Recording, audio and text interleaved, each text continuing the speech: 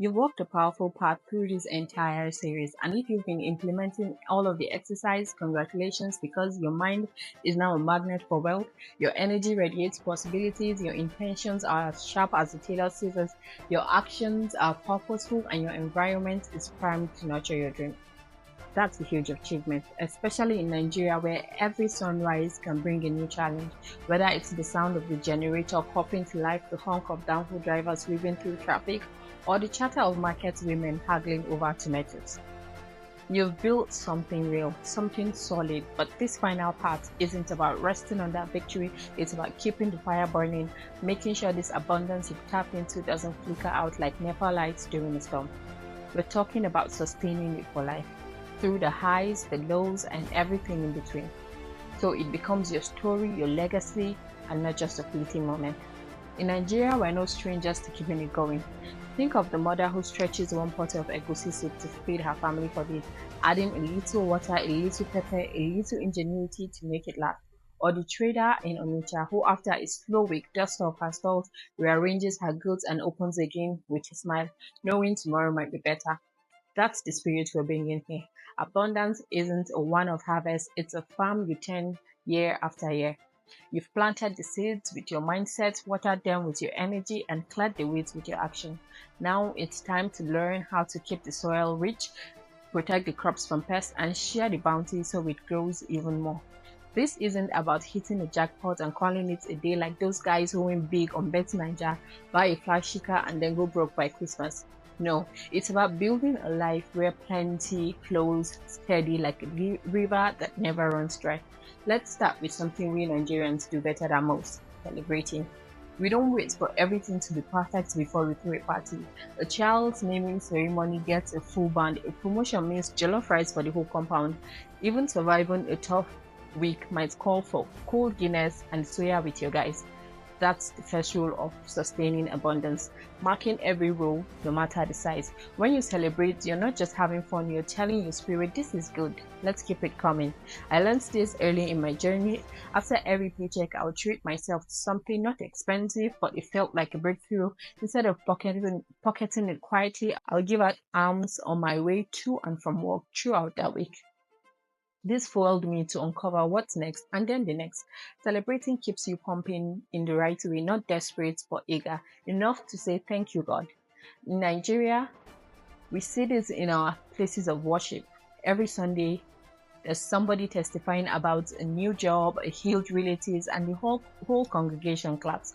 It's not just noise, it's a signal to the universe saying, more of this, please. Mark your wins, dance it, pray, shout it is well for the long run. But let not pretend like life is all jollof rice and high life. Setbacks will come, and in Nigeria, they can hit hard. One month you're counting cash, the next you're scrambling because a client ghosted you, fuel prices jumped.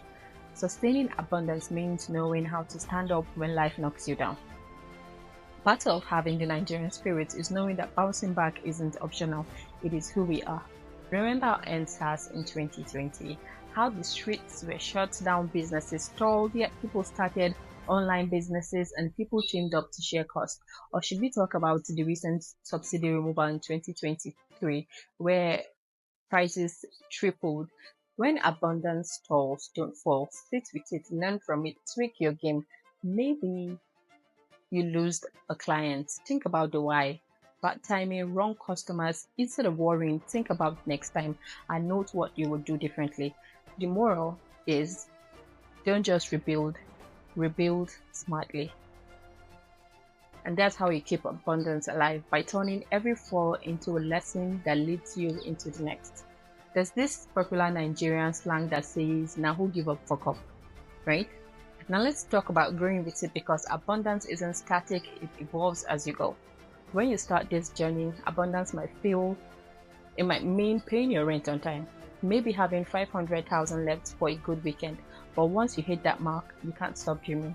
The next could be about building a house for your parents in the village, brick by brick, or starting a small real estate company. In Nigeria, we move through seasons: student to worker, renting to owning, one shop to a chain. Your abundance should stretch with you. When it comes to your friends, you cannot settle either. Once you've mastered that, you will aim for more. Your friends should be the ladder pulling you up towards your goal, not away from it. Maybe you've hit 20 million naira month from selling your hair business. Fantastic. Now what? A second stall, a brand new name? Don't cap your vision, let it climb as you do. Now here's the part that ties it all together. Sharing what you've got. In Nigeria, we don't thrive alone. We've all grown up seeing how our parents share food, drinks, and snacks, especially during Christmas and Salah. It's a sign of celebration. Even when you build a house, you can tell when people come around to show up and celebrate with you. Abundance isn't just for you. But let's keep it honest. Sustaining this takes effort. Temptation will knock, make some money, and you might want to flex, spend it lavishly on things you don't really need. Sadly, this country doesn't let you keep your money for long either. In these moments, discipline is your anchor. Save a piece, plan your move. Don't let one win blind you from tomorrow. So how do you lock this in for life? Celebrate every step.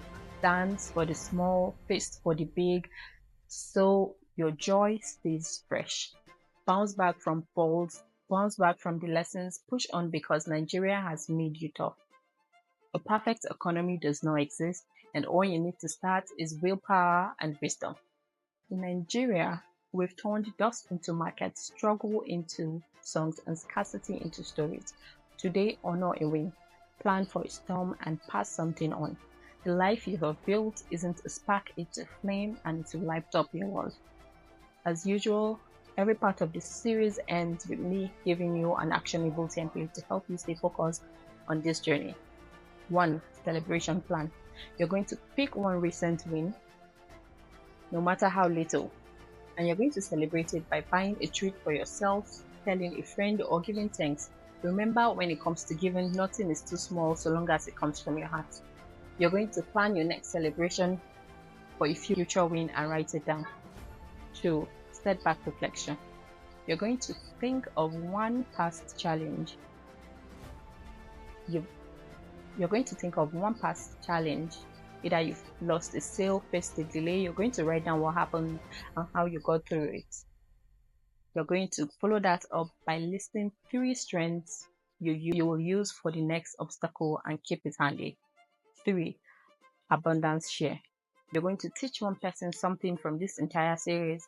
It could be an intention, a habit to help them grow. You could share this page with someone, and then you're going to go ahead to check in with them every week. Then write down how it felt for them to share what they gained. Don't forget to follow this page, as its main purpose is to bring you closer to the life you've always dreamed of. Good luck.